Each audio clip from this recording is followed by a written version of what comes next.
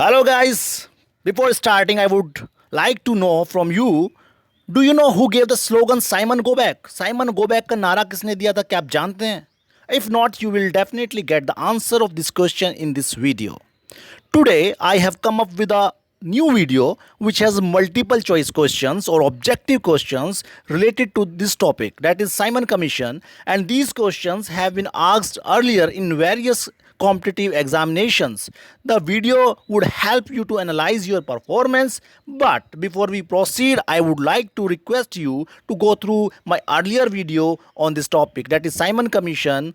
We have covered all important aspects comprehensively, and you would definitely enjoy to watch that video, and then you will love to solve the questions of this video. Let's start. Our first question is, he was an extremist leader from Punjab. He was influenced by Arya Samaj and founded the National School at Lahore. He presided over the All India Trade Union Congress in 1920 and demonstrated against Simon Commission. The passage above is referring to. वो extremist leader थे पंजाब से, वो आर्य समाज से influence थे, उन्होंने national school की स्थापना की थी लाहौर में, वो प्रेसिडेंट रहे थे all India trade union Congress के 1920 में, उन्होंने डेमोन्स्ट्रेशन किया था साइमन कमीशन के अगेंस्ट। अगर आप पिछली वीडियो में जाके देखेंगे हमारी साइमन कमीशन की, तो उसमें मैंने बताया है कि लाला लाजपत राय ने लाहौर में प्रोसेशन किया था साइमन कमीशन के अगेंस्ट, जिसमें उनको लाठीचार्ज में चोट लगी थी और जिसके कारण उनकी मृत्यु हो गई थी। तो answer is Lala Lajpat Rai. Now the next question is, with reference to Simon Commission's recommendations, which one of the following statement is correct? A. It recommended the replacement of diarchy with responsible government in the provinces. B. It proposed the setting up of inter-provincial council under the Home Department. C. It suggested the abolition of bicameral legislature at the center. D. It recommended the creation of Indian Police Service with a provision of increased pay and allowances for British recruits as compared to Indian recruits. अगर आपको याद हो, Simon commission की जो video थी हमारी पिछली, मैंने उसमें बताया था आपसे कि साइमन कमीशन ने डायरकी को एबोलिश करने की बात कही थी और प्रोविंसेस में रेस्पॉन्सिबल गवर्नमेंट देने की बात की थी। तो इसका आंसर क्या होगा? A. Now the next question is, which one of the following is are the principal features of the Government of India Act 1919? मैंने ये क्वेश्चन इसलिए पूछा है क्योंकि साइमन कमीशन वाली वीडियो में मैंने आपको गवर्नमेंट ऑफ इंडिया एक्ट 1919 का एक ब्रीफ ओवरव्यू दिया था। तो ये क्वेश्चन यहाँ पे पूछा जा सकता है कि क्योंकि जितनी इन्फॉर्मेशन मैंने आपको उस वीडियो में दी थी, उस इन्फॉर्मेशन से ये क्वेश्चन सॉल्व हो सकता है। First, introduction of dyarchy in the executive government of the provinces. Second, introduction of separate communal electorates for Muslims. Third, devolution of legislative authority by the center to the provinces. अगर याद करें आप, मैंने बताया था कि सेपरेट कम्युनल इलेक्टोरेट मुस्लिम्स के लिए मॉर्ले मिंटो रिफॉर्म 1909 में किया था। इसके अनुसार सेकंड ऑप्शन जो है हमारा गलत हो गया। अगर आप नीचे आंसर ढूंढने की कोशिश करेंगे तो सेकंड को क्रॉस कर दीजिए, तो बी और डी क्रॉस हो गए। अब बचा ए और सी, यानी आंसर ए और सी में से एक ही होगा। मैंने आपको बताया था कि गवर्नमेंट ऑफ इंडिया एक्ट 1919 से डिमार्केशन और सेपरेशन ऑफ पावर कर दिया था सेंटर और प्रोविंसेस के बीच में। इट मीन्स कि थर्ड भी सही है, तो इसका आंसर होगा 1 और 3, यानी कि ऑप्शन सी। अब अगले क्वेश्चन की ओर बढ़ते हैं। With reference to the period of Indian freedom struggle, which of the following were recommended by the Nehru report? First, complete independence for India. Second, joint electorates for reservation of seats for minorities. Third, provision of fundamental rights for the people of India in the constitution. अगर आपको याद हो, मैंने video में कहा था, पिछली video में, कि नेहरू रिपोर्ट ने डोमिनियन स्टेटस की बात करी थी, यानी कि कंप्लीट इंडिपेंडेंस से डिफरेंट होता है डोमिनियन स्टेटस। इट मीन्स कि 1 गलत हो गया। अगर हम 1 को गलत मानते हैं तो ऑप्शन ए, ऑप्शन सी और ऑप्शन डी ऑटोमेटिकली गलत हो जाते हैं। तो क्या बचा? आंसर बी, यानी कि नेहरू रिपोर्ट ने जो रिकमेंड करा था वो joint electorates for reservation of seats for minorities और provision of fundamental rights for the people of India in the constitution. Hence answer is B 2 and 3। अब आगे बढ़ते हैं। भारत में साइमन कमीशन के बहिष्कार के मुख्य कारण क्या थे? ए, समय से पूर्व नियुक्ति, बी, सभी सदस्य अंग्रेज थे, सी, सभापति ब्रिटिश लिबरल पार्टी का सदस्य था, डी, गांधी जी का असहयोग आंदोलन। इसका आंसर है बी, सभी सदस्य अंग्रेज थे। अगला क्वेश्चन है, साइमन कमीशन के आने के विरुद्ध भारतीय जन आंदोलन क्यों हुआ? ए, भारतीय 1919 के अधिनियम की कार्यवाही पुनरीक्षण कभी नहीं चाहते थे, बी, साइमन कमीशन ने प्रांतों में द्विशासन की समाप्ति की संस्तुति की थी, सी, साइमन कमीशन में कोई भी भारतीय सदस्य नहीं था, डी, साइमन कमीशन ने देश के विभाजन का सुझाव दिया था। ये देखिए कितना इंपॉर्टेंट क्वेश्चन है, कितनी बार आ चुका है। आईएएस प्री में 1998, 2013, यूपीपीसीएस मेंस, जीएस 2003, आरएएस में भी आ चुका, उसके बाद में भी अदर एग्जाम्स में भी आया हुआ है। तो इसका आंसर क्या है? सी, साइमन कमीशन में कोई भी भारतीय सदस्य नहीं था। अब अगला क्वेश्चन, किसके सुझावों पर भारतीयों को साइमन कमीशन से बाहर रखा गया था? ये मेरी पिछली वीडियो में भी दिया हुआ है।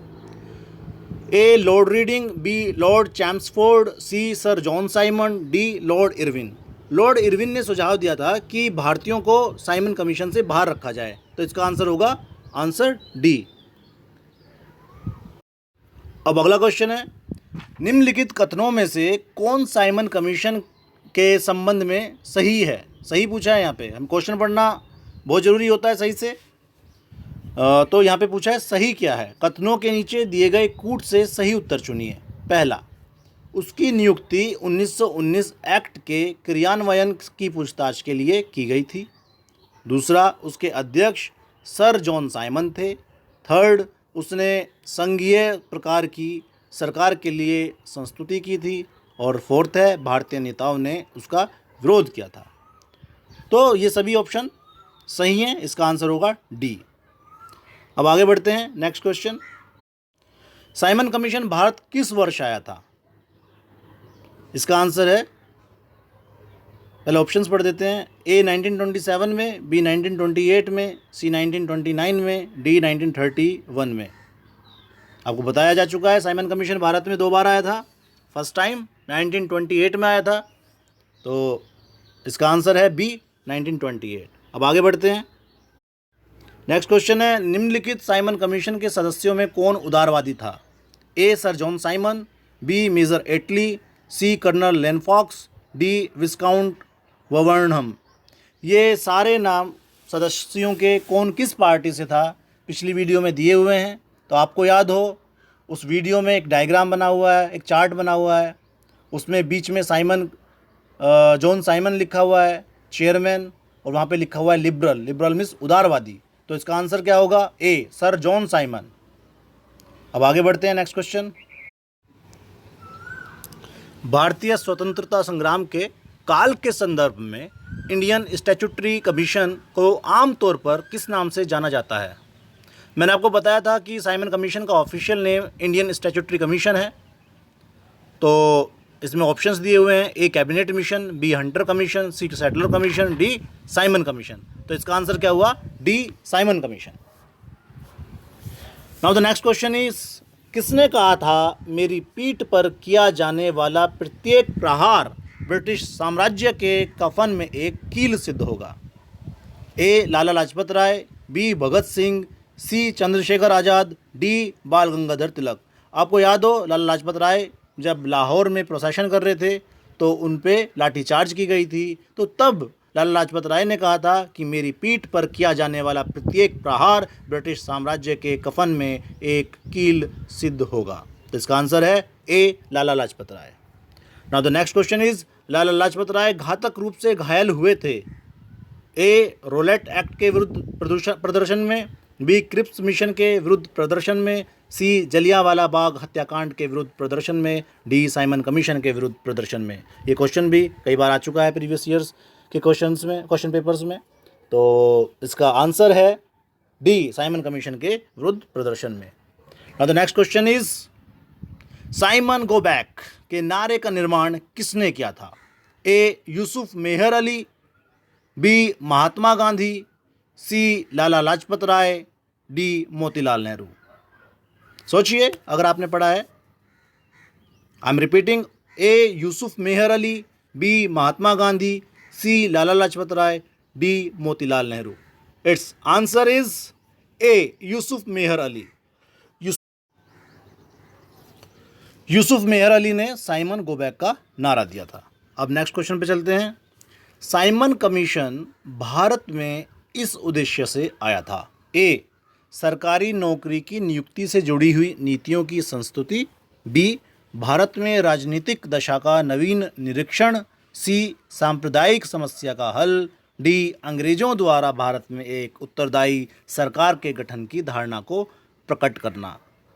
इट्स आंसर इज डी, एक रेस्पॉन्सिबल गवर्नमेंट की जो है एस्टेब्लिशमेंट को प्रपोज किया था साइमन कमीशन ने। तो उत्तरदायी सरकार मतलब responsible government. It's answer is D. Now विल फरवरी 1928 में आयोजित सर्वदलीय सम्मेलन के अध्यक्ष निम्नलिखित में से कौन थे?